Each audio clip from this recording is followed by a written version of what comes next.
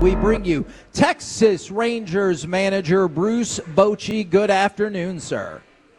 Good afternoon, guys. How are we doing?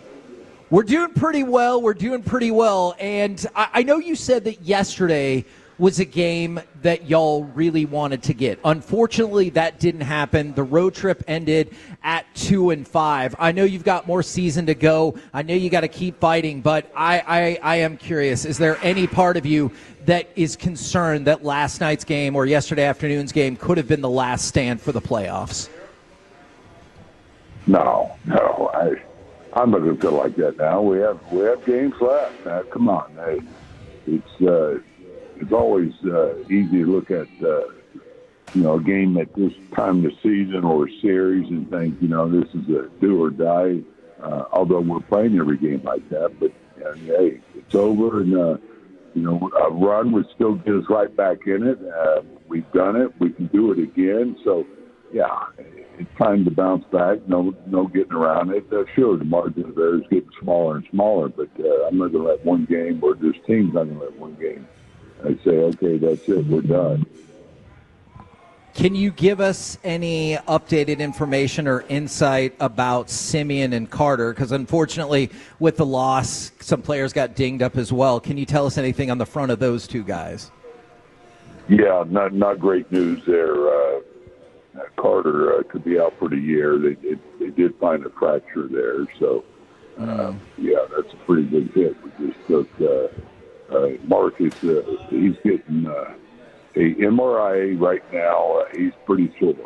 He was in a boot last night. For Marcus being in a boot, trust me, he's in a lot of pain, and so I don't know when he'll play. I haven't had a chance to talk to him, but it looks like he could be down, a day, 2, 3 days. I don't know until we get the results. Do you have to be cautious with Marcus Semien at all because he's so tough? That dude is tough as hell. Do you ever have to be like, hey, are you sure that you're all the way back? Yeah, no doubt on that one, especially when a guy gets hit in the head in the helmet when he's hitting, and he stayed in the game. You're always wondering if you're doing the right thing, but he is amazing. Got hit in the hand was swollen, hit a home run, takes a day off, comes back, gets a home run.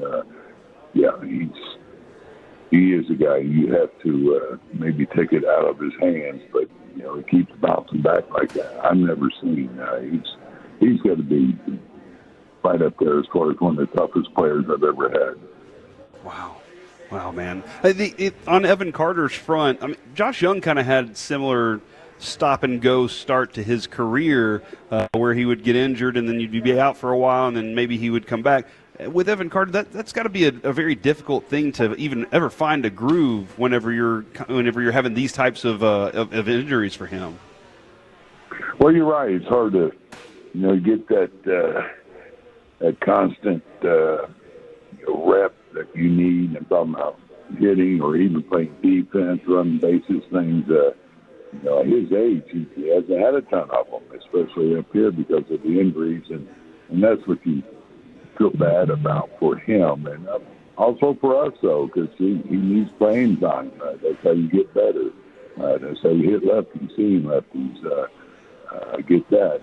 It just, getting those reps at the plate, all the little things that come with winning the ball game, he's just going to get better at it. It's hard to get better at it if you keep staying on the field, and that's what's happened to him. But we'll get him back. We'll just keep stay positive on this end as far as his health, because it's been a tough road for him. I feel for the kid. This is a freak injury. This is what you're hoping to stay away from. And but when they hit him, talking to him right after they hit him, he thought he was fine. Yeah. A couple innings later is when he started feeling the pain, and I had to take him out. So I'll know exactly where we're at when I have a chance to talk to our medical staff on him. But it did show a fracture yesterday. And as fans, Kevin and I always have been. We're just, we want to see that guy go do some great things. For sure. So obviously that hurts us. Can you explain a little more about the way you've kind of used Josh Young the last week or so. Can you kind of give me a little more detail on what you're hoping to get from this? Yeah, well, Josh, it's time to get him back going in the lineup. When you're struggling as a team offensively, and Josh was going through a little rut there. He's been through the ups and downs for a while there. He was carrying us, and so happened to be that our third baseman, Cody Freeman, was swinging back so well. It was time to bring him up and see if he could give this offense a shot in the arm. Because when you don't have a lot going on offensively, I'm talking about throughout the order, I'm talking about all 9 guys, you're looking for help. And our best hitter down there happened to be third base. And so anyway, it was a way to give Josh a break. It worked before and came back. And you saw, he was hitting the ball as well as he's ever hit it. So meanwhile, we thought Cody Freeman would help things out, which he has. In the early go there, he was swinging it well. And the last couple of games, he hasn't gotten a hit, but he's done some things offensively. He had a deep fly ball at the game I wasn't at, and moved the guy to third, things like that. And that's what you're looking for from young players. We're getting back to JJ. Yeah, you'll start seeing him get his bats ramped up again. He had, Josh Young, that is, in the last couple of days made reference to, quote, some differences in philosophy or perception with the club. Is that just about maybe taking some time off and Cody Freeman getting hits, or getting at bats, or is there something else? I missed the first part. Yeah, Josh Young had said that there were some maybe differences in philosophy or perception with the club. Do you think that was simply a matter of sitting down so Cody Freeman could play more, or is there something else to it that you can give us any insight on? No, there's nothing else I can give you insight on that. When you bring somebody up and they're getting playing time, I can tell you as any player, they want to be out there. That's who they are. They're competitors, and as you look at our team, we have to do what we think is right to hopefully get this offense clicking a little bit more, where we're putting runs on the board a little bit more consistently. And, so this is what this was about. You have a guy down there that's swinging back the way he was. Hitting over 300 with 19 home runs. You got to do what you can to see if you can find a way to get things going a little bit more. Boch, it's been a real pleasure to watch DeGrom pitch because he's so good at what he does. And I was just kind of curious though, because for me, I've gotten more than I expected out of him. Have you gotten more out of Jacob DeGrom this year than you expected to get? I'd say yes. It's really been I think a little surprised that we haven't had to give him a little bit more rest. He's maintained his stuff, his philosophy. The All-Star break, we gave him about a 10-day break there, but now we're skipping him a start because this is his first year back. 4 years since his surgery, so we've been trying to keep an eye on him, but he's really held up well. The thing I enjoyed watching Jacob is really, for the most part, is how good he's felt in between starts and things like that. This time of season, we all feel something there, but I think it has been a pleasant surprise, and talking to him the other day, he's ready to go, so his next start, we can let him go and just be Jacob. And that start will go off as planned on Monday, because we had heard that he'd met with Meister, and we all got nervous about it, but he's good to go. Yes, he's good to go. Can you give us any updates or hopeful projections or anything like that for John Gray and or Tyler Malley? Because I know obviously pitching injuries galore for y'all, and the staff has still been outstanding for the year. How do y'all feel, or where are you at in the recovery process with those two?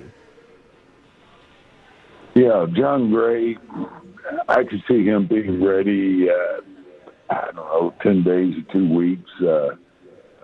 I'll know more when he gets in here today because he came home to get looked at some more. Tyler's throwing bullpens now. I can't give you a target date for him, but he's come along really well. Back faster than I thought. He's throwing all his pitches in the bullpen, and so he's starting to get ramped up a little bit. So you can see him at some point in September.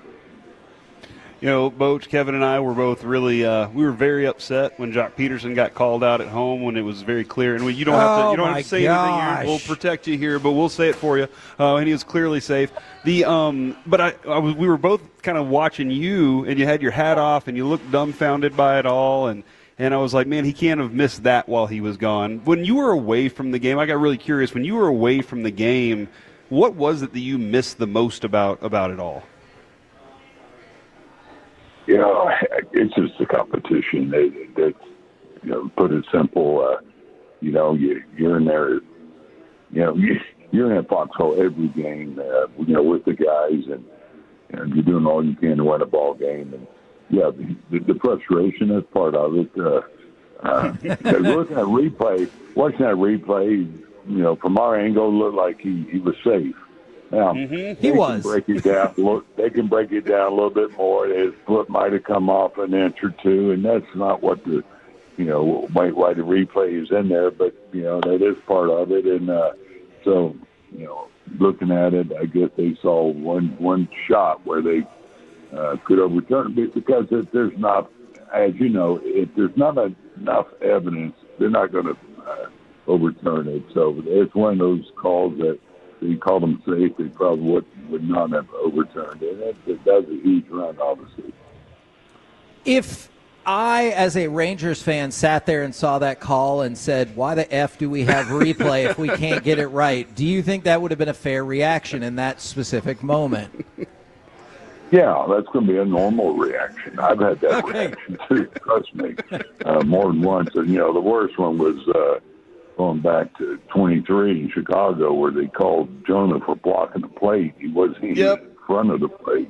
That one, that's the one that really dumbfounded me. I was just buffaloed by whoever made that call, how he could make that call, because we lost our common sense on that one. Well, I was going to go back to that part of the competition and missing that. Do you feel like you've satisfied that itch, or do you feel like there's still a lot left to scratch? Oh, I love it. I do. I love it.